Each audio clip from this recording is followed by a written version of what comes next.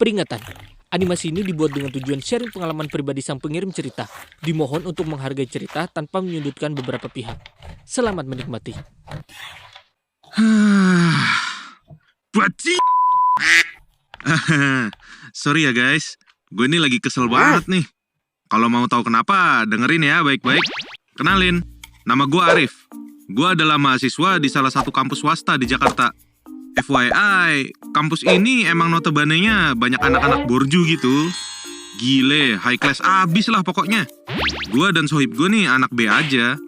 Eksistensi gue di kampus tuh kayak buih-buih deterjen lah. Nah, makanya ini yang bikin gue malas bergaul sama anak kampus. Karena ya beda perekonomian aja. Tapi beda nih sama temen gue. Dia ambisi banget mau punya cewek anak borju gitu. Oh iya, temen gue yang gue maksud itu namanya Rio. Gue sama dia temenan dari awal masuk kuliah di sini. Ya, walaupun baru kenal beberapa tahun, kita nih cukup dekat.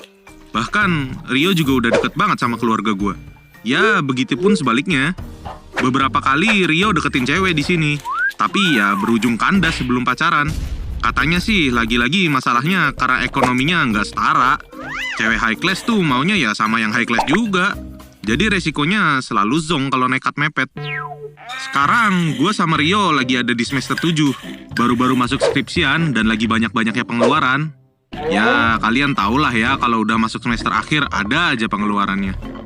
Anehnya nih, di saat lagi hektik begini, si Rio malah asik-asikan lagi PDKT sama cewek. Heran dah gue. Nih anak kok gak kapok-kapok ya ditolak berkali-kali. Gue sih mending buru-buru lulus dah daripada sakit hati ditolak sana-sini. By the way, selama gue ngerjain skripsi, bolak-balik kampus buat bimbingan juga, gue jarang banget ketemu sama si Rio. Padahal gue sama Rio satu dosen pembimbing. Beberapa kali gue tanyain, tapi alasannya ada aja. Yang nganterin emaknya ke pasar lah, yang nganterin adeknya lah, jemput bapaknya lah, nyari Dragon Ball lah, nemenin Naruto nyari Sasuke lah. Ya, pokoknya banyak banget lah. Kayak politisi aja.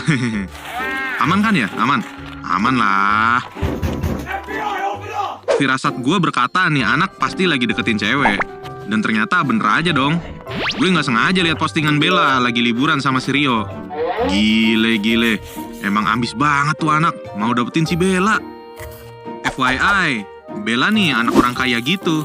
Yang kalau liburan bisa bolak-balik ke luar negeri. Yang kalau gabut bisa tiba-tiba nyampe di Bali. Iya, serius. Sekaya itu dia. Nah, ini gue baru lihat kalau si Rio sama Bella lagi liburan ke Bali.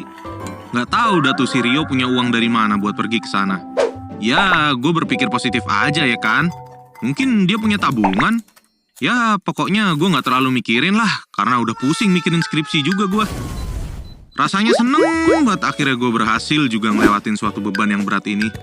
Tapi gue juga agak sedih karena wisuda sendirian dan gak sama si Rio. Karena ternyata dia mutusin cuti buat semester ini dan memutuskan untuk fokus pacaran. Sebuah pilihan yang membagongkan. Rio nih gue lihat makin deket sama si Bella. Kalau dari postingannya sih gitu ya. Update story-nya di pantai, dinner di hotel mewah, staycation di beberapa kota. Gue aja sampai bingung sendiri. Ini si Rio kerja sampingan apa bisa sampai ngikutin gaya hidupnya si Bella? Karena ya gue tahu juga gimana kondisi keluarganya si Rio. Beberapa hari sebelum wisuda, tiba-tiba ada yang nelponin gue mulu tuh. Nelpon berkali-kali tanpa jeda. Pas gue cek, ternyata panggilan dari nomor yang gak gue kenal. Gue kan jadi males ngangkatnya ya. Anehnya nih, nomor yang nelponin gue ini beda-beda. Gak lama gue diemin, tiba-tiba ada panggilan masuk lagi. Gue coba angkat nih, soalnya siapa tahu penting kan. Gue jawab dah tuh. Halo?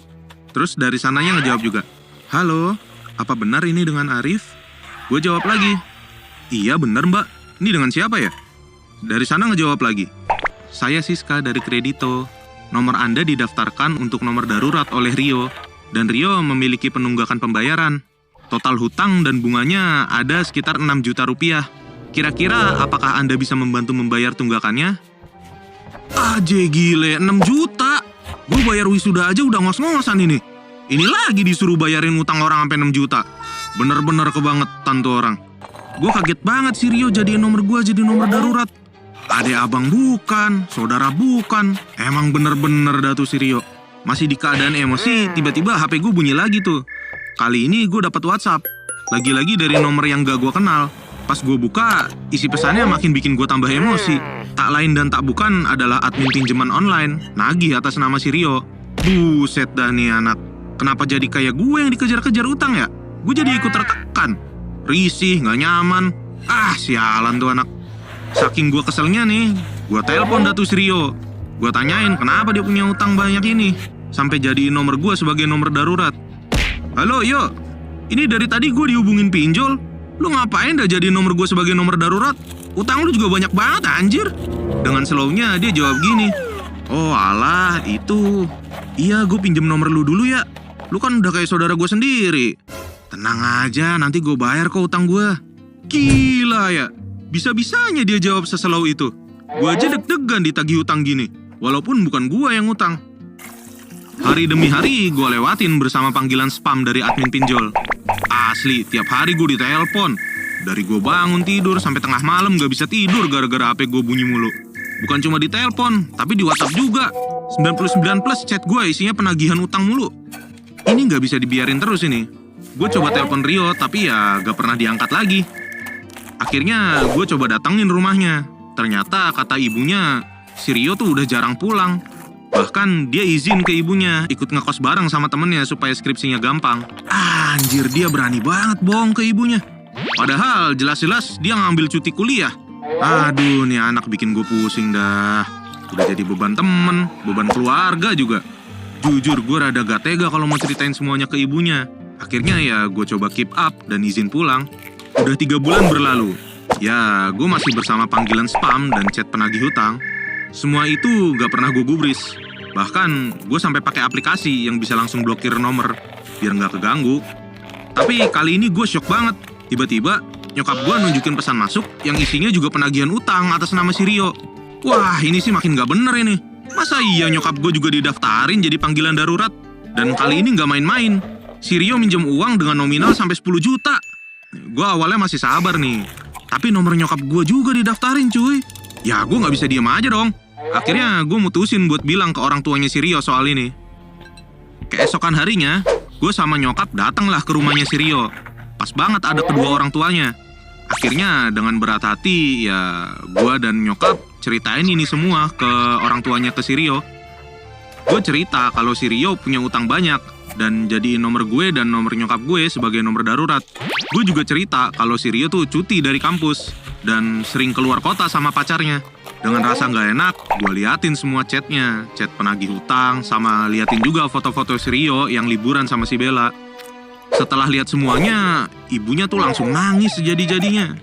Ibunya gak nyangka kalau anak semata wayangnya melakukan hal kayak gini. Akhirnya Rio ditelepon buat disuruh pulang. Cuma ya kagak diangkat juga, panggilannya ditolak terus. Ngelihat ibunya Rio nangis-nangis, asli gue gak tega banget. Dan gak lama tiba-tiba ada suara ngetok pintu. Awalnya gue kira si Rio tuh pulang.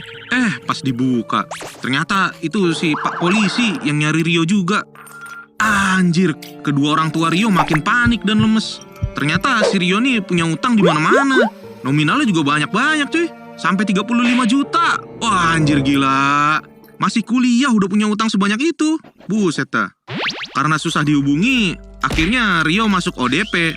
Alias orang dalam pencarian. Polisi cari kemana-mana, mulai dari ngehubungin teman terdekat, orang tua, pihak kampus, ya dan juga si Bella. Bella ditelepon sama pihak kepolisian untuk nanyain keberadaan si Rio. Dan ternyata bener aja, Bella lagi makan siang sama si Rio tuh. Akhirnya polisi ngajak Bella kerjasama buat bawa Rio pulang. Karena Bella kayaknya takut juga ditelepon polisi, akhirnya Bella setuju nih buat ngajak kerjasama. Dan gak lama Bella datang ke rumah dengan membawa Rio dan menyerahkannya langsung ke pihak kepolisian. Dan di depan kita semua juga Bella langsung mutusin hubungan mereka tuh. Gitu aja. Gue cuma bisa ngebatin tuh. Yo, nih semua ini buat apa sih? Gengsi, validasi. Ujung-ujungnya kan lu sendiri yang runyam. Di lain sisi, Rio kaget sama apa yang dia alami. Diputusin pacarnya, ada banyak polisi di rumahnya. Tanpa basa-basi, Rio langsung dibawa ke kantor polisi tuh untuk dimintai keterangan. Kedua orang tua Rio juga jelas kaget. Ibunya bahkan langsung pingsan di tempat. Bapaknya juga terlihat pucat banget tuh. Gue nggak tega banget ngelihatnya. Tapi ya mau gimana lagi? Itu hasil yang harus dia tuai sendiri nggak sih? Di sini suasana ya jadi awkward gitulah. Setelah kejadian itu, gue udah nggak tahu lagi tuh kabarnya si Rio. Gue sama nyokap juga udah ganti nomor supaya nggak diteror terus sama admin pinjol. Dan sekarang hidup gue udah tenang-tenang aja, nggak dikejar-kejar utang orang lagi. Jadi ini saran gue, kalau kalian udah mutusin untuk kuliah, berarti tugas kalian ya belajar sampai akhirnya bisa lulus. Kalau mau bergaul ya nggak apa-apa, nggak dilarang kok. Cuma ya sesuai kapasitas aja lah. Kalau nggak mampu, nggak usah dipaksain. Apalagi sampai ngutang kesana kesini. Dan yang paling penting adalah jauhi pinjol ya. Oke? Gengsi itu jurang yang dalam. Bisa buat lu jatuh sejatuh-jatuhnya. Gue percaya kok dengan semua usaha dan niat kita, suatu saat kita bisa sukses. Bisa mencapai semua yang kita mau asal sabar.